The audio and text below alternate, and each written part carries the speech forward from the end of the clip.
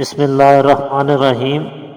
ناظرین، اس سے پہلے کیکر کے پھولوں اور کیکر کی گوند کی ویڈیوز آپ کی خدمت میں پیش کر چکا ہوں۔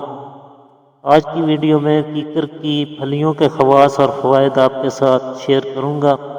آگے چلنے سے پہلے اگر ابھی تک آپ نے ہمارے چینل کو سبسکرائب نہیں کیا تو ضرور سبسکرائب کر لیجئے اور بیل کے بٹن کو بھی ضرور پریس کیجئے تاکہ ہماری ہر نئی آنے والی ویڈیو سب سے پہلے آپ تک پہنچ سکے۔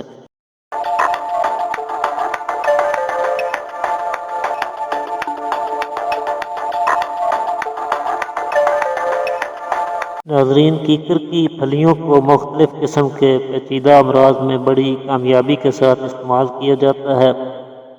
خاص طور پہ بواسیر، جریان، زوفیبا، صورت انزال اور لیکوریا میں کیکر کی پھلیاں انتہائی مؤثر ثابت ہوتی ہیں۔ اس کے علاوہ کیکر کی پھلیوں کے رس میں کچھ تیفولات بڑا بہترین تیار ہوتا ہے۔ کیکر کی پھلیوں کو ہمیشہ اس وقت اکٹھا کرنا چاہیے جب ان میں رس خوب بھر چکا ہو اور بیج ابھی سخت نہ ہوئے ہو۔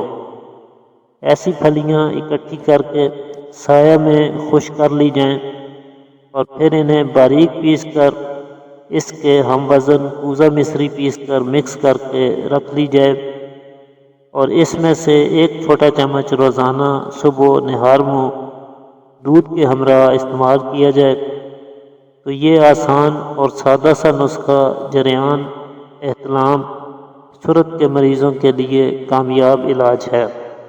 بواسیر کے مریضوں کے لیے بھی یہ نسخہ مفید ہے۔ خواتین کے لیکوریا کو بھی دور کر دیتا ہے۔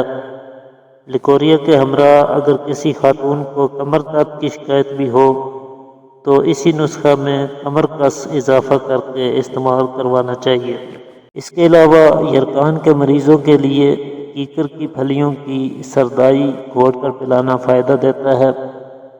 سردائی بنانے کے لیے کیکر کی پھلیاں 10 گرام لے کر آدھ سیر پانی میں سردائی کی طرح گھوٹ کر 2 تولہ کوزہ مصری ملا کر روزانہ پلانے سے یرقان کے مرض سے آرام آ جاتا ہے۔ کیکر کی پھلیاں، ستاور اور موچ رس تینوں برابر وزن لے کر باریک پیس لیجئے اور سب کے ہم وزن مصری ملا کر رکھ لیجئے۔